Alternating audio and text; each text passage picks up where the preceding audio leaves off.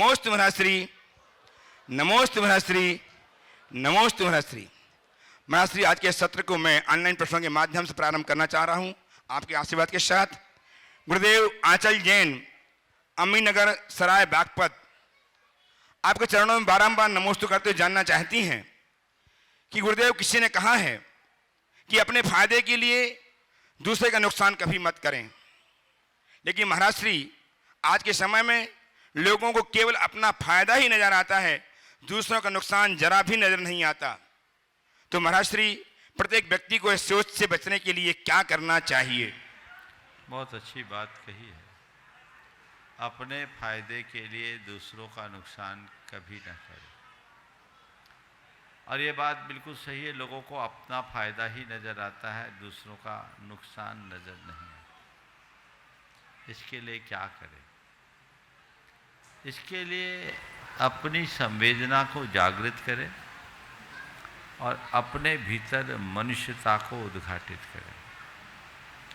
भर्तृहरि ने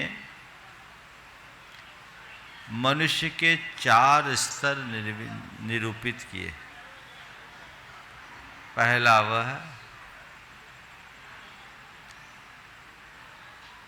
जो अपने हितों के लिए दूसरों के हितों में भी बाधक बने। जो पहला वह जो दूसरों के हितों में बाधक बने। दूसरा वह जो अपने हितों के लिए दूसरों के हितों में बाधक बने। तीसरा वह जो अपने हितों की पूर्ति के साथ औरों की हितों का भी ख्याल रखे। और चौथा वह जो अपने औरों के हितों के लिए अपने हितों का भी त्याग कर दे। ये 4 स्तर हैं। जो किसी के हितों का ख्याल ही न रखे वह है राक्षस। जो अपने हितों के लिए औरों के हितों की अनदेखी करे, उन्हें नुकसान पहुंचाए, वह है जानवर। जो अपने हितों के साथ औरों के हितों का ख्याल रखे, वो है मनुष्य। और जो औरों के हितों के लिए अपने हितों का त्याग करे, वो है देवता। अब देखना ये है, मेरे भीतर राक्षस है, पशु है, मनुष्य है या देवता। हाँ? अपने घर में किसी राक्षस को प्रवेश देना चाहोगे? अपने घर में किसी जानवर का प्रवेश बर्दाश्त होगा? नहीं ना। तो थोड़ा देखो, घुसा हुआ तो नहीं है तो निकाल भगा उसको, तभी कुछ अच्छा हो सकेगा। गुरुदेव, गोंदिया महाराष्ट्र से श्रीमान सुधीर जी जैन आपके चरणों में बारंबार नमोस्तु करते जानना चाहते हैं कि गुरुदेव, सच किसे माना जाए? आंखों से देखे को सच माने, अथवा यदि सच मानते हैं तो भगवान को किसने देखा? यदि कान का सुना सच माने तो विश्वास किसका करें? देखिए, बहुत सारी चीज़ें ऐसी होती है जो आंखों से दिखने के बाद भी सच नहीं होता, और बहुत सारी चीज़ें ऐसी होती है जो आंखों से दिखती नहीं फिर भी सच है। बहुत सारी बातें ऐसी हैं जो कानों से सुनने के बाद भी सच नहीं होती, और बहुत सारी बातें ऐसी हैं जो कानों से न सुने तो भी सच होती है। महाराज, ये कैसे पहेली? अभी बता देता हूँ। दूर क्षितिज पर देखो, धरती और आसमान एक से दिखते हैं? क्या लगता है? 2, 4, 10, 20 मील चलेंगे तो धरती आसमान एक हो जाएगा, उसे हम छू लेंगे। ये दिखता है ना? दिखता है, पर सच है क्या? दुनिया के किसी कोने में ऐसा कोई स्थान है जहां धरती और आकाश मिलकर एक हुआ? लेकिन हर छोर से दिखता है कि धरती आकाश एक है। दिखता है पर सच नहीं है ना। पर इस सभा में कितने व्यक्ति हैं जो अपने दादा के दादा को देखा हो? बोलो, देखे हो? दादा के दादा, परदादा, सरदादा, कोई दिखा है? किसी ने देखा? एक भी कोई नहीं देखा ना। पर वो हुए कि नहीं? हाँ, बोलो, हुए? तो आज से ये धारणा बदल दो, जो दिखे सो सच और ना दिखे सो झूठ। दिखा भी झूठ हो सकता है और ना दिखने वाला भी सच हो सकता है। समझ गए? दिखने वाला भी झूठ हो सकता है और न दिखने वाला भी सच हो सकता है। बहुत सारी चीजें ऐसी है जो अपने कान से सुने वो भी झूठ है और न सुने वो भी सच। किसी ने हमारी बुराई की, हमने कान से सुना और हमारे विषय में ही बुराई की, पर वो बुराई की जो मुझ में है ही नहीं, तो वो कान से सुना हुआ सच है कि झूठ? बोलो। किसी ने आपको चोर कह दिया, आपने कानों से सुना, आपको चोर कहा, जो आपने सुना वो सच है या झूठ? बोलो, थोड़ा जोर से तो बोलो। तो कानों से सुना झूठ हो गया, है ना? कानों से सुना झूठ हो गया। और बहुत बार ऐसा होता है कि हमारी खुद की अपनी दुर्बलताएं होती है, पर लोग हमारे विषय में वो नहीं कहते, हम उसके बारे में नहीं सुनते, फिर भी सच है ना। नहीं सुना भी सच है और सुना हुआ भी झूठ है। ये अनुभव की बात समझ में आ रही कि नहीं? जो तुमने सुना वो वास्तविक नहीं है तो झूठ है, और बहुत सारी चीजें हैं जो वास्तविकता है पर तुम्हें सुनाया नहीं गया, तो सुना हुआ भी झूठ और अनसुना भी सच, देखा हुआ भी झूठ और न दिखा अनदेखा भी सच हो सकता है। इसलिए दृश्य की अपेक्षा अदृश्य को महत्व देने की कोशिश करो। ये दिख रहा है ना, ये सब झूठ है। आप लोग किसी के मरणोपरांत क्या बोलते हो? राम नाम सत्य है। मतलब ये जो जा रहा है ये असत्य है। आप लोग इतने गंभीर क्यों हो गए? क्या मामला है? बात समझ में आ रही है ना? ये क्या है? सच की झूठ? समझ में आ रही बात? ये मैं नहीं हूं, इसे मैं मान रहा हूं ना, ये झूठ। मैं कौन हूं? जो इसके भीतर है, जो दिख नहीं रहा है। जो दिख रहा है वो झूठ और जो दिख नहीं रहा है वो है सच। काश उस अदृश्य सत्य पर विश्वास होता तो जीवन धन्य हो जाता। लोग राम नाम सत्य है ये मुर्दे को सुनाते हैं। काश जीते जी समझ पाते कि राम नाम सत्य है, बाकी सब असत्य है। जीते जी समझते। एक बात और बोलूं, किसी की मृत्यु होती है, उसकी ठठरी को आप लोग क्या बोलते हैं? क्या बोलते हैं? अर्थी। क्या बोलते हैं? अर्थी का अर्थ पता है? अर्थी का अर्थ क्या है पता है? नहीं पता? हाँ, मिट्टी को अर्थी बोलते नहीं। अर्थी क्यों बोलते हैं? ये अर्थी क्यों है? ये शरीर रथ है और आत्मा रथी है। आत्मानम रथिनम विद्धि शरीरम रथमेव च। आत्मा को रथी मानो, शरीर को रथ। तो ये रथ जा रहा है, रथी नहीं है, न रथी, अरथी से अर्थी बन गया है। क्या बोल रहा हूं? क्या जा रहा है? ये रथ जा रहा है, रथी नहीं जा रहा है। तो न रथी अरथी, वो शॉर्ट में हो गई अर्थी। तो ये झूठ जा रहा है, सच तो चला गया। जो दिखता है वह झूठ है।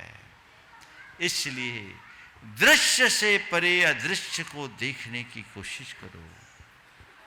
यही सच्चा अध्यात्म है और इसमें ही जीवन का वास्तविक उत्कर्ष भी।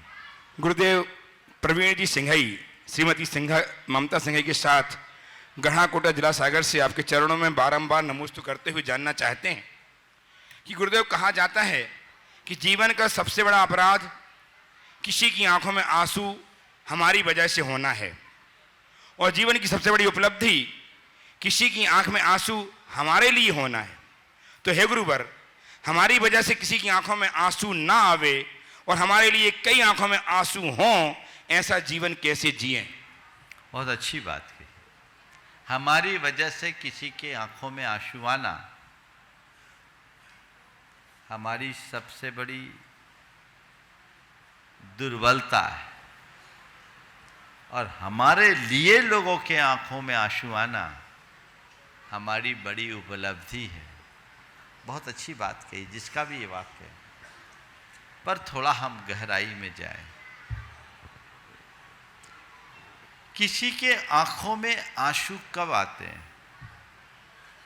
दो कारणों से। दो स्थिति में आंखों में आंसू आते हैं। एक वेदना में, तो दूसरी संवेदना में। क्या? वेदना में और संवेदना में। यदि हम किसी के लिए वेदना पहुंचाएंगे तो मुझसे अधर्म होगा, पाप होगा, क्योंकि मेरे द्वारा उत्पन्न की गई वेदना से उसकी आंखों में आंसू आएंगे। तो किसी को वेदना पहुंचाना, पीड़ा देना पाप है, अपराध है। लेकिन दूसरा आंसू आता है संवेदना में।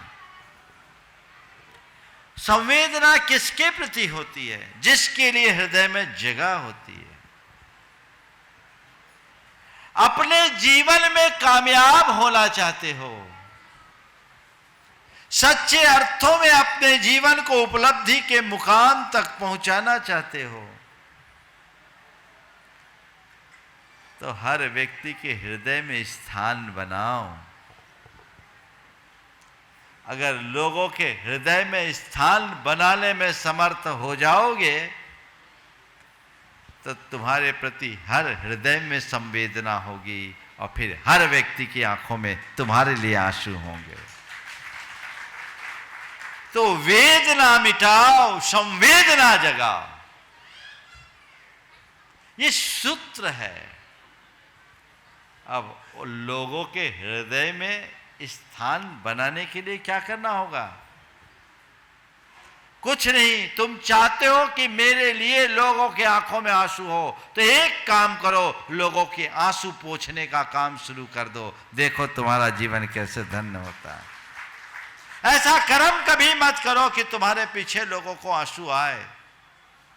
हमेशा ऐसा कुछ खास करो कि लोगों को तुम्हारे लिए आंसू आए, लोग तुम्हारे लिए आंसू बहाए, उनके अंदर संवेदना बढ़ती जाए।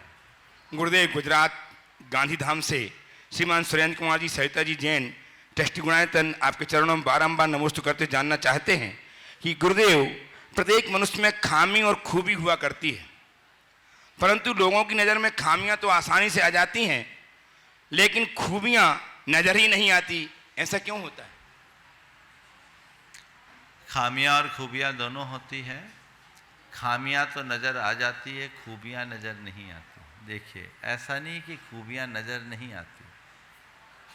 हम लोगों की एक विशेषता है, कुछ पर हम नज़र गड़ाए रखते हैं और कुछ को नज़रअंदाज करते हैं। कुछ पर नज़र गड़ाए रखते हैं और कुछ को नज़रअंदाज करते हैं। एक अनुभव की बात कहता हूँ। चावल बिनने का काम कभी किया है? शायद पुरुषों ने नहीं किया होगा, महिलाएं तो रोज ही करते हैं। आप जब चावल बिनते हैं तो आपका ध्यान चावल पर रहता है कि कंकरों पर? क्या हो गया? किस पर ध्यान रहता है? थोड़ा जोर से बोलो, और जोर से। चावल नहीं है क्या वहां? है, पर हम चावल को नजरअंदाज करते हैं, कंकड़ों में नजर गड़ाए रखते हैं। दुनिया में भी कंकड़ बिनने वाले लोग ज्यादा हैं, चावल पर ध्यान देने वाले लोग कम हैं। चावल पर ध्यान दो, खूबियों को नजरअंदाज मत करो। खूबियों पर नजर गड़ाओ, खामियों को नजरअंदाज करो। हाँ, चावल बीनते समय ये कर्म ठीक है, समझ गए? चावल बोलते चावल बीन रहे, बीनते क्या है? क्या करते हैं बोलो? वहां वो ठीक है, लेकिन यही बात लोक में लागू नहीं होती। इसलिए हमेशा हमारी दृष्टि अच्छाइयों पर होनी चाहिए। गुरुदेव महेंद्र कुमारी जैन, पत्रकार, इंदौर। भाई, आप चरणों में कोट से नमन करते हुए जानना चाहते हैं कि किसी ने कहा ऐसा कौन है जिसमें कमी नहीं? आसमान के पास भी तो जमीन नहीं। आसमान के पास भी तो जमीन नहीं। जमीन नहीं, जमीन। हाँ, ठीक। महाश्री, अक्सर लोग अपनी कमी को अपने पर हावी कर और खूबियों को भूलकर डिप्रेशन में चले जाते हैं और स्वयं के साथ परिवार के अन्य लोगों को मुसीबतों का सामना करना पड़ता है। गुरुदेव, क्या लोग खूबियों के सहारे जीवन नहीं चला सकते हैं? बहुत अच्छी बात है। ऐसा कौन व्यक्ति जिसके पास कमी नहीं? आसमान के पास भी तो जमी नहीं। बहुत अच्छी भक्ति है। एक अलग संदर्भ में ये सवाल है। अभी तक तो ये कहा जाता था कि लोग दूसरों की कमियां देखते हैं, अच्छाइयां नहीं देखते हैं। पर ये सवाल उभरा है कि अपनी कमियों के कारण अपनी अच्छाइयों, खासियतों, उपलब्धियों को अनदेखा करते हैं और एक आध कमी पर नज़र गड़ाकर व्यक्ति डिप्रेशन के शिकार हो जाते हैं। ये अच्छी बात नहीं। दरअसल ये सब नकारात्मकता का परिणाम। जिनके अंदर नकारात्मकता हावी होती है, उनकी कुछ ऐसी ही दशा होती है। हमें सकारात्मकता से देखना चाहिए। ये बात सच है, इस संसार में कमियां, खामियां, रिक्तताएं, अभाव, अल्पता हर मनुष्य के जीवन में है। वो रहेगी। संसार ही अभाव की पर्याय है। किसी न किसी प्रकार का अभाव तो सबके साथ बना हुआ ही है। हम अभावों को न देखें, सद्भाव को देखें। उसे न देखें जो हमारे पास नहीं है, हम उस पर ध्यान दें जो हमारे पास है। यदि थोड़ी सी दृष्टि बदल जाए तो ये जो दुविधा सामने आती है और जिसके कारण लोग अवसादग्रस्त हो रहे हैं, ऐसा नहीं होगा। इसलिए व्यक्ति को अपनी क्षमताओं का ठीक रीति से आकलन करना चाहिए और उसे व्यापक दृष्टि से देखना चाहिए। प्रत्यक्षतः प्रश्न प्रस्तुत करने के लिए तैयार हैं रानी जी जैन, गुना, मध्य प्रदेश से। महाश्री, अंतिम ऑनलाइन प्रश्न के रूप में श्रीमान संजय जी सरावगी, अहमदाबाद, गुजरात से आपके चरणों में कोटि कोटि नमन करते हुए जानना चाहते हैं कि मुनिश्री, कुछ मनुष्य जीवन में अच्छा कार्य करते हैं, सबके प्रति दया, आदर, इनका भाव रखते हैं, धार्मिक क्रियाओं में भी कुछ हद तक भागीदार बनते, दान भी करते हैं, फिर भी जीवन भर संघर्ष करते रहते हैं। ऐसा क्यों होता है मुनिश्री? के पास शंका का समाधान करें। देखिए, संघर्ष में ही जीवन का उत्कर्ष। संघर्ष से कभी हारना नहीं चाहिए। हम लोग जानते हैं बिना मंथन के नवनीत नहीं निकलता। इसे अपने जीवन का अंग मानना चाहिए। और थोड़ा अतीत में जाओ, हम जब पैदा हुए तो क्या संघर्ष किए बिना हुए? हर व्यक्ति जो मां के पेट से बाहर निकला है, किसी की प्रसूति के दृश्य को थोड़ा स्मरण में लाओ, खुद का तो भूल गए होंगे, लेकिन जिस घड़ी प्रसूति होती है, जन्म होता है, कितना संघर्ष होता है? बोलो, होता है कि नहीं? जोर से तो बोलो। इसका मतलब क्या? हमारा जन्म संघर्ष से हुआ है और हमारा जन्म संघर्ष के लिए हुआ है। जन्म संघर्ष से हुआ है और जन्म संघर्ष के लिए हुआ है। इसलिए संघर्ष को सहर्ष स्वीकार करो और उसमें अपने जीवन का उत्कर्ष खोजो। घबराने का काम नहीं, ये तो जीवन का एक अंग है। इसलिए इसे सतत स्वीकार करके चलना चाहिए। उपस्थित हो रानी जी जैन, गुना मध्य प्रदेश से। तैयार हैं आशीष जी नमताई जैन, कुवैत से, टेस्ट गुणायतन। ओ नहीं, रानी जी उपस्थित हो। तैयार हैं आशीष जी, उपस्थित हो। आशीष जी नमताई जैन, कुवैत से, टेस्ट गुणायतन। तैयार हैं श्रीमान मनीष जी चौधरी, रचना जी चौधरी अपनी पुत्री निष्ठा के साथ, जयपुर से। हाँ, आशीष से बोलिए। नमोस्तु महाराष्ट्री, नमोस्तु नमोस्तु महाराष्ट्री। महर्षि, नमोस्तु महर्षि। भोपाल में विराजमान संभव सागर विराट सागर महाराज जी आदि सभी महर्षि महाराज नमोस्तु को बोलिए। नमोस्तु। ऐसी नव दीक्षित अभी जो तिलक दीक्षा हुई है जलपुर में, सभी महाराज ने एक एक महाराज ने अपने नाम ले लेके आपको बारंबार नमोस्तु बोलिए। बहुत नमोस्तु अच्छा। हाँ,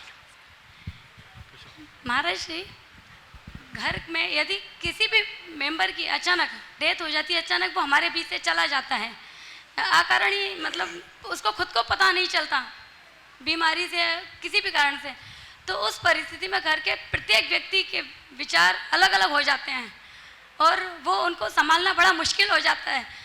जो बुजुर्ग हैं उनको मालूम है कि जो आया है वो जाएगा, इसके बावजूद भी ऐसी परिस्थिति में महाराज जी क्या करना चाहिए?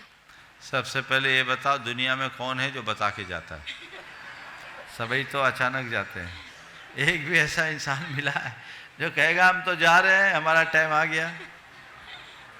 हाँ, ये बात अलग है। आप लोग कहते हैं, मैं कई लोगों की टी शर्ट में लिखा देखता हूँ अपना टाइम आएगा, है ना? टी शर्ट में लिखा रहता है। कल ही मेरी नज़र पड़ी, लिखा अपना टाइम आएगा। क्या बात है? कोई मूवी वूवी तो नहीं है? हाँ, कोई डायलॉग है क्या? सीरियल है? अच्छा, तो मैंने देखा कल एक के टी शर्ट में लिखा था अपना टाइम आएगा, तो मेरा चिंतन तुरंत दौड़ा। सच कह रहा है, हर व्यक्ति को समझना चाहिए इसे देखकर। और संयोग से उसका टी शर्ट भी काला था। अपना टाइम आएगा, काली छाया आएगी। तो पहली बात तो यह है कि जो भी कोई जाता है, हमें ऐसा ही लगता है कि अचानक गया, लेकिन एक बात अपने गांठ में बांध लीजिए, जब तक मनुष्य की आयु पूरी नहीं होती कोई नहीं जाता, और आयु एक दिन सबकी पूरी होनी है। अरे हम लोग तो उस परंपरा में जन्मे लोग हैं जहां में बचपन में सिखाया गया है राजा राणा छत्रपति।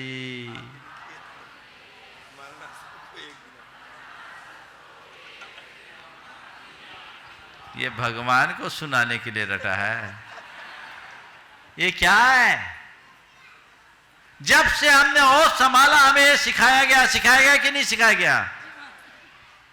इसका मतलब क्या कोई मर गया तो बोले मर गया, मरना तो था ही, उसकी बारी आ गई, वो गया, अब मेरी तैयारी है।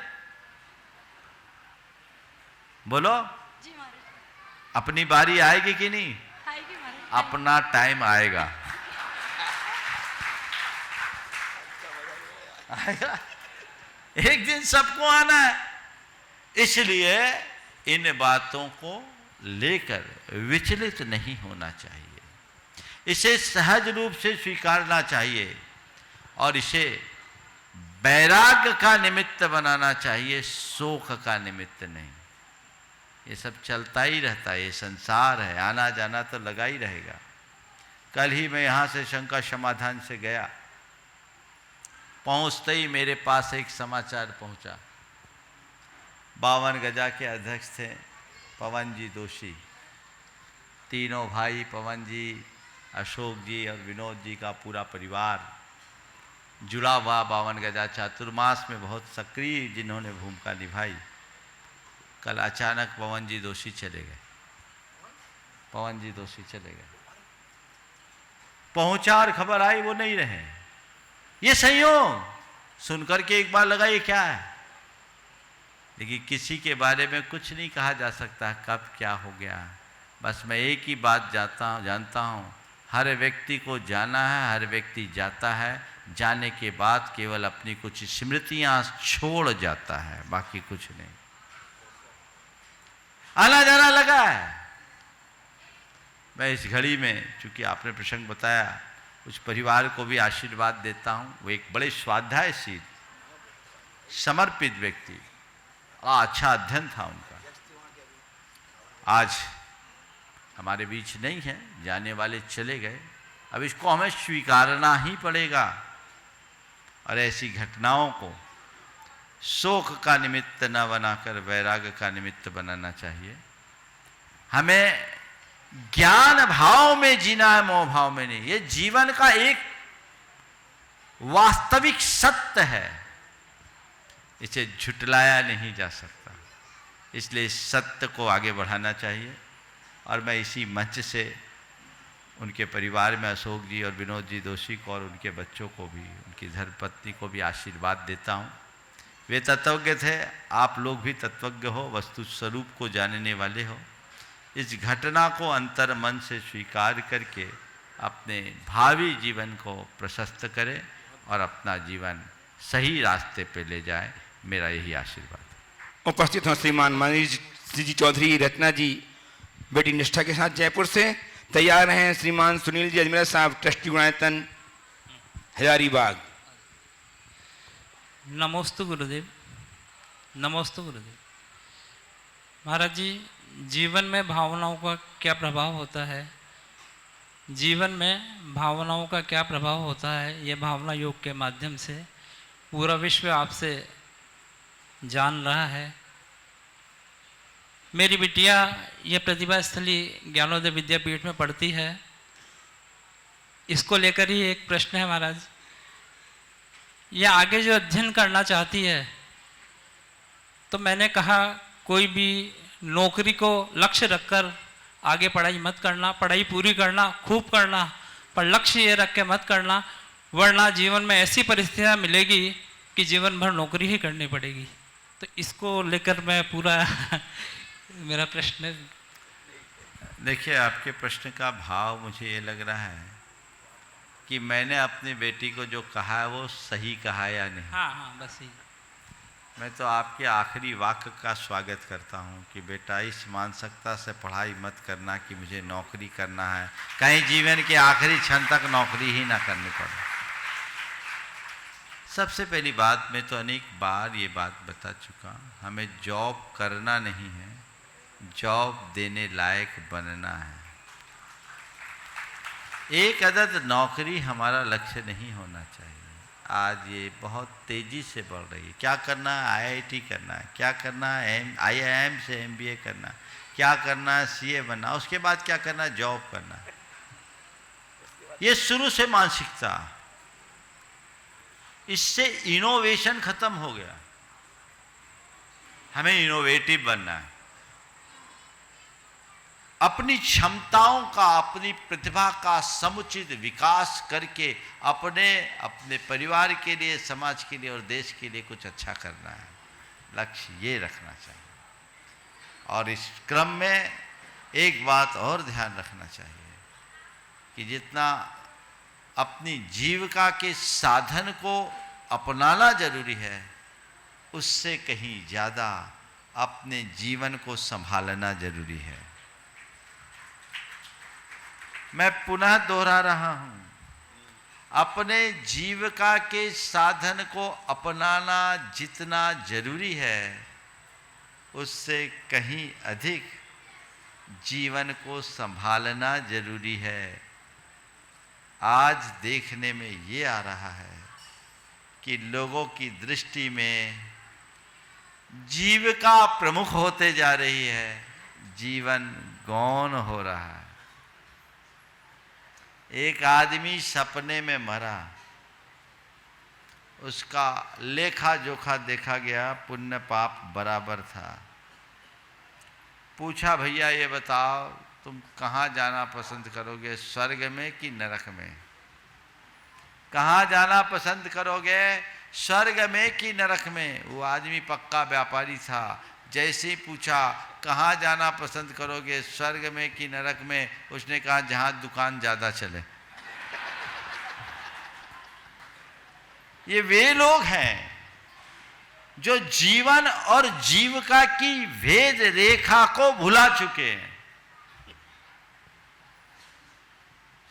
यदि ये समझ स्पष्ट बनी रहे तो कहीं कोई दुविधा नहीं होगी। और आपकी बिटिया में प्रतिभा स्थली के संस्कार हैं, निश्चिंत रहो, ये जहां भी रहेगी सबका नाम रोशन करेगी। उपस्थित हों श्रीमान सुनील जी अजमेर साहब, ट्रस्टी गुणायतन हजारीबाग से तैयार हैं सुश्री रिया कुंभराज से।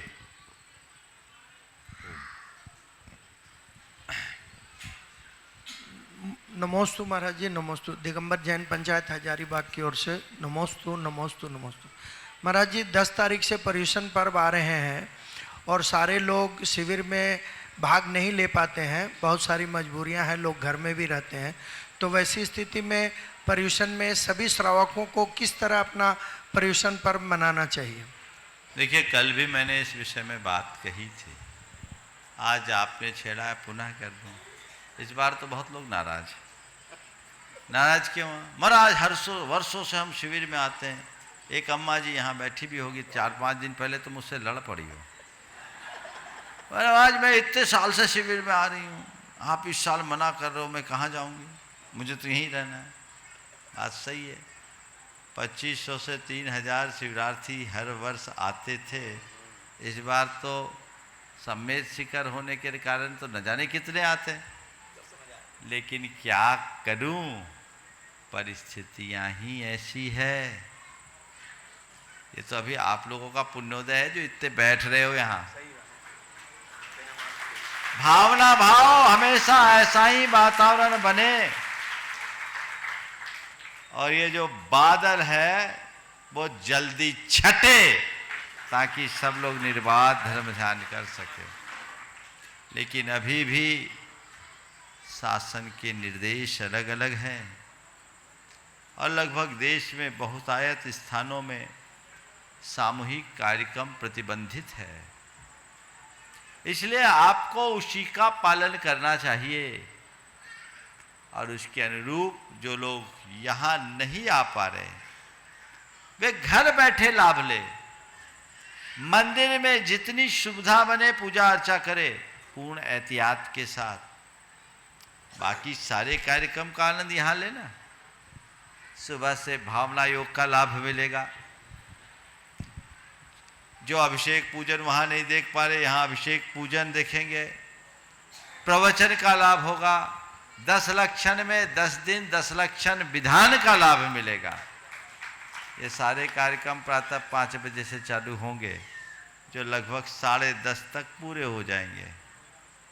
और उसके उपरांत मध्याह्न में तत्वार सूत्र, फिर प्रतिक्रमण और शंका समाधान, फुल डे का पैकेज आपको मिलेगा। आनंद ही आनंद होगा।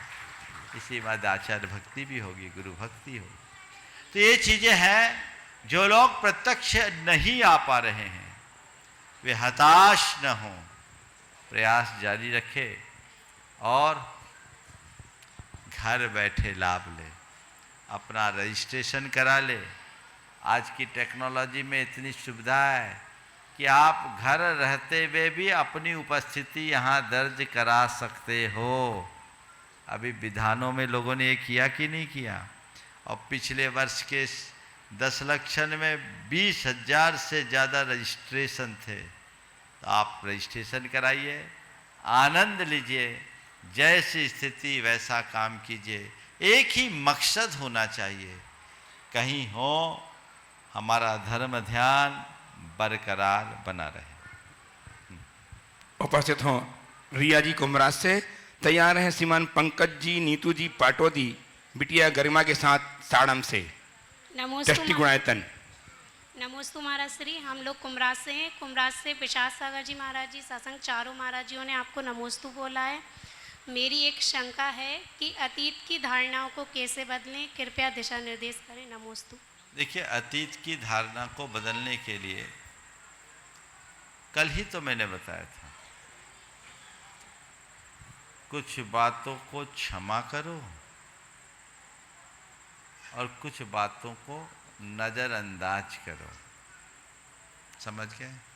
फॉरगिवनेस और लेट गो, ये 2 चीज़ें अपना लो, सब चले जाएगी। कल काफ़ी विस्तार से इस पर चर्चा हुई। आगे बढ़िए। आए श्रीमान महाराज जी। पंकज जी, नीतू जी पाटोदी बिटिया गरिमा के साथ दृष्टि गुणायतन साड़म। और तैयार हैं श्रीमती आरती जैन भोपाल। बोलो। नमोस्तु महाराज जी, नमोस्तु नमोस्तु। महाराज जी, क्या जीवन मूल्य भी समय अनुसार रूपांतरित होते रहता है? कृपया मार्गदर्शन। देखिए, जीवन मूल्य भी समयानुसार रूपांतरित होते हैं, मूल्य रूपांतरित होते हैं। 2 तरह के मूल्य हैं, एक शाश्वत मूल्य और दूसरे सामयिक मूल्य। शाश्वत मूल्य शाश्वत होते हैं, स्थिर होते हैं, वे कभी बदलते नहीं। प्रेम, आत्मीयता, क्षमा, करुणा, परस्परता, बंधुत्व, ये ऐसे शाश्वत मूल्य हैं जो हमेशा बरकरार रहते हैं। लेकिन बहुत सारी चीज़ें हैं जो समय के अनुरूप बदलते रहती है। आज भी हम अपने जीवन में देखते हैं, आज लोगों का बोलचाल का तरीका, उठना बैठना, पहनाव, रहन सहन। पहले संयुक्त परिवार में रहा करते थे, कुटुंब साथ चलता था, आज परिवार भी साथ नहीं रह पा रहा है। ये सब सामयिक स्तर के मूल्य हैं जो समय काल के अनुरूप परिवर्तित होते रहते हैं। इसलिए हमें दोनों चीज़ों को अलग अलग संदर्भों में देखना चाहिए। सामयिक मूल्य में जो परिवर्तन है उसे स्वीकार कर लेना चाहिए। आप लोगों को पहनावे में कितना परिवर्तन आ गया। अब तो मुझे दिख रहा है जैसे पुरुषों की धोती पूरी तरह गायब हो गई, कुछ दिन बाद साड़ियाँ भी गायब हो जाएगी। ये बदलाव है, इसे एक्सेप्ट करना पड़ेगा। ये समय के साथ होने वाला बदलाव है। पर संत कहते हैं पहराव बदल जाए तो चलेगा, परवाह स्थिर होना चाहिए, वो नहीं खोना चाहिए। ये चीजें हैं, समय काल के अनुसार बनती है, बदलती है। उपस्थित हों श्रीमती आरती जी जैन भोपाल से। तैयार हैं सुप्रसिद्ध गीतकार गायक श्री अजीत जी पांड्या कोचावन सिटी। मंगल भावना प्रवर्तक प्रमाण सागर महाराज जी के पावन चरणों में त्रिवार नमोस्तु नमोस्तु नमोस्तु। महाराज जी, मेरा प्रश्न ये है कि मेरे भाव तो बहुत रहते हैं कि मेरे घर के सदस्य जो पुरुष हैं वो मंदिर जाएं, अभिषेक करें, पूजा करें, लेकिन वो करते तो हैं, लेकिन उसके पहले क्लेश पहले होता है, उसके बाद भाव पूजा होती है या मंदिर में अभिषेक होता है। तो महाराज जी, इसमें मेरे पाप कर्म का उदय होता है कि जो नहीं करते कि उनके पाप कर्म का उदय रहता है? एक सलाह दूं? सलाह दूं? जी महाराज जी। आज के बाद से बोलना बंद कर दो, झगड़ा ही खत्म। आपको तो नहीं रोकता ना सामने वाला? नहीं महाराज जी। आप अपनी पूजा अर्चा करो, जितना करना है करो, भावना भाव कि हे भगवान उनकी बुद्धि भी सद्बुद्धि में बदले, पर बोलना बंद करो। सुनो पूरी बात। आदमी सबकी सुन लेता है, घर वाली की छोड़कर। धर्म के मामले में, बाकी सब मामले में होता है। और बात भी है, आप उनकी घरवाली है, गुरु तो हो नहीं। आपकी बातें मानने लगेगा तो फिर आप गुरु बन जाओगे तो उनके सामने बड़ी समस्या आ जाएगी। तो लोग प्राय नहीं सुनते, और जो नहीं सुनते उनको सुनाने की चेष्टा नहीं करनी चाहिए, उनको उनके हाल पर छोड़ दीजिए। मैंने ऐसे अनेक युवकों से बात किया तो एक निचोड़ आया कि बार बार जब लोग उनसे कहते हैं तो सामने वाले को छेड़ने में आनंद आता है, तो चिढ़ाने के लिए ज्यादा ऐसा करते हैं।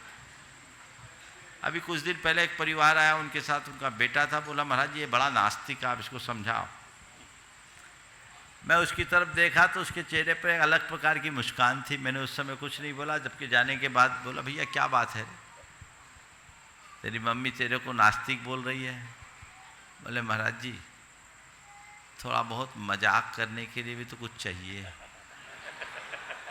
महाराज रोज मम्मी मुझसे कहती है और मैं मम्मी से आर्गुमेंट करता हूँ, मम्मी मुझे जगह जवाब नहीं देती तो मैं मम्मी को बिल्कुल एकदम चिढ़ाता हूँ, और मम्मी को लगता है ये तो कुछ धर्म मानता नहीं है, पक्का नास्तिक है। कहती है कि पता नहीं कैसे तेरे को जन्म दे दिया। तो ये चीजें भी होती है, मानसिकता लोगों की होती है। फिर मैंने उसे समझाया, उसको भी सब समझ में आ गया, और वो व्यक्ति कहीं से नास्तिक था नहीं, वो नाटक करता था। हो सकता है आप जिनके लिए सोच रही हो वो भी कहीं ऐसे ही हो, आप बदल जाओ, सामने वाला भी बदल जाए, साथ में तो नहीं है।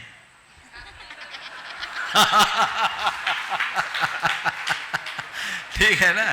पर भैया ध्यान रखना, जड़ से जुड़े रहोगे तो पेड़ हरा होगा, समझ गए। जीवन वैयक्तिक है और धर्म भी हमारे वैयक्तिक जीवन के सुधार का आधार है।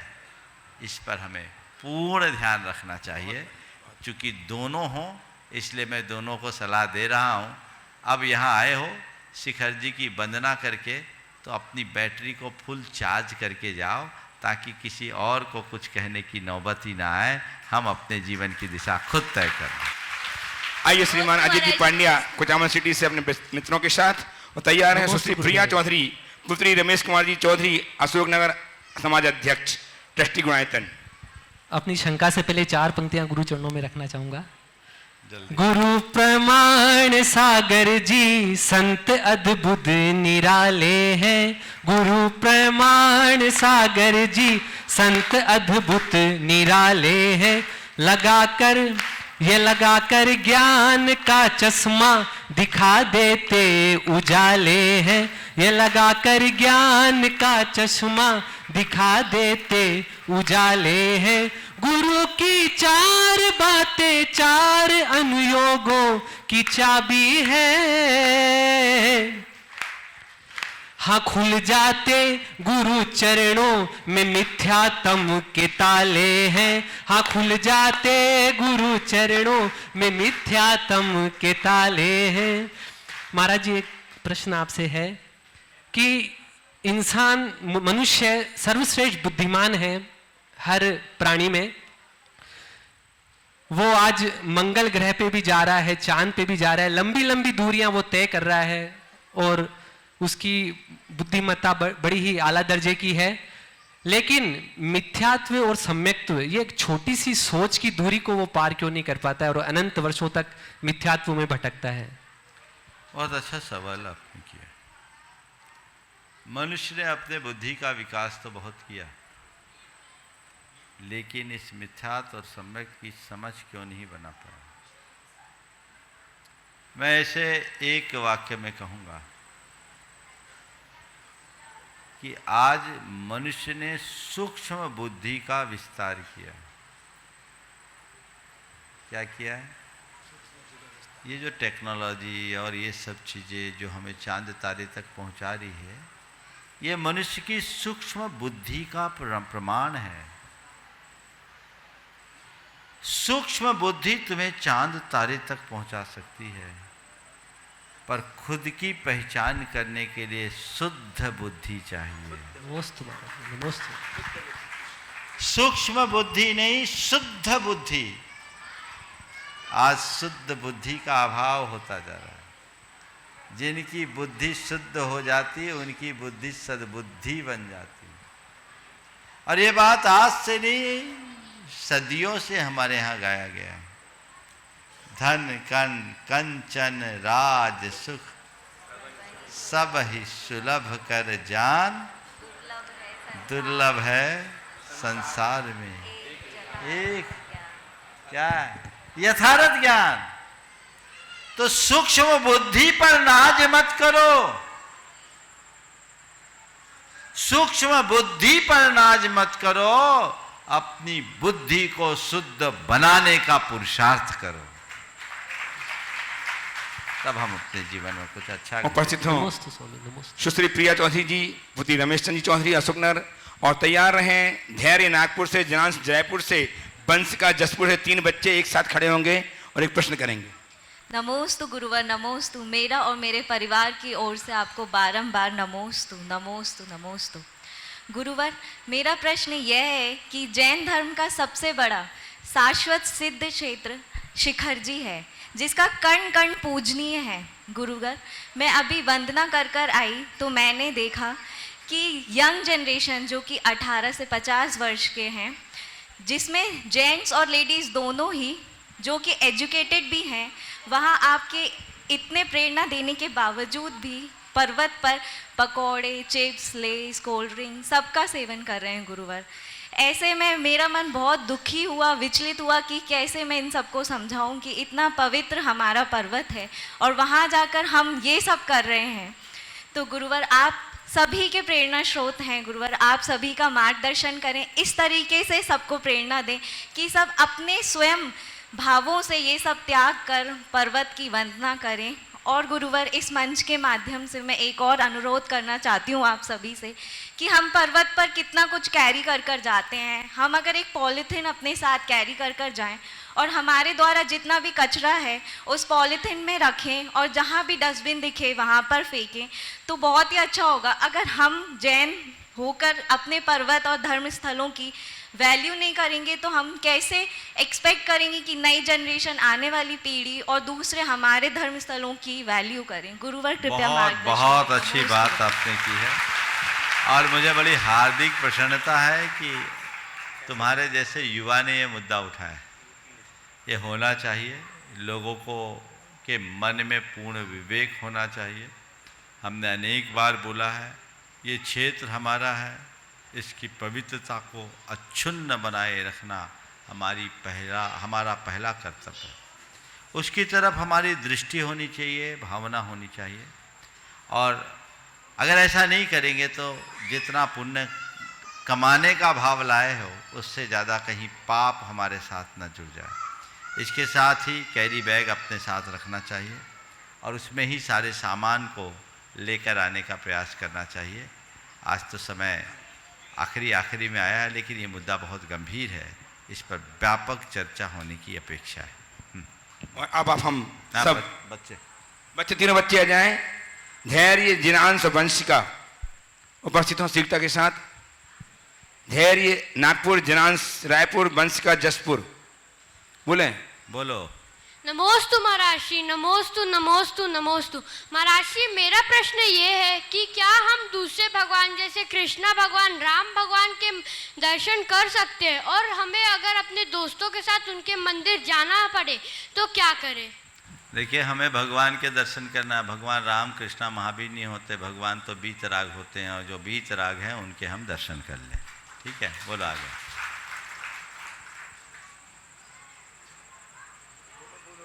बोलो। नमोस्तु नमोस्तु नमोस्तु महाराज जी। मेरा प्रश्न ये है कि इस साल मैं मोक्ष सप्तमी में उपवास की थी, लेकिन ये उपवास सिर्फ लड़कियां क्यों करती है, लड़के क्यों नहीं करते? कल इसका उत्तर दिया बेटा, चलो आगे बोलो। हाँ, लड़के भी कर सकते हैं, करना चाहिए। जिसको जिसको मोक्ष चाहिए सबको उपवास करना है। हमें ऐसा लगता है कि आजकल लड़कों को मोक्ष की इच्छा कम हो गई, लड़कियां ज़्यादा मोक्ष के लिए उतावली है। बोलो। हाँ, नमोस्तु महाराष्ट्री, मेरा नाम धैर्य जैन है, मैं नागपुर से आया हूँ। मेरा प्रश्न ये है कि अगर हम कोई डॉग को पाले और उसको अपने फैमिली मेंबर जैसे रखे और अगर वही डॉग रोड में भूखा रहे तो उसको पालने में क्या बुराई है? देखो ऐसा है, कुत्ता बिल्ली आदि को पालना हमारे शास्त्रों की दृष्टि से ठीक नहीं है। हमें गो पालन करना चाहिए, कुत्ते का पालन नहीं, है ना। आज तुम्हारा ये सवाल स्टैंड रखो, कल इसको पूछना तो कल उत्तर दूंगा, आज समय हो गया। बोलिए परम पूज्य आचार्य गुरुवर श्री विद्यासागर महाराज की जय।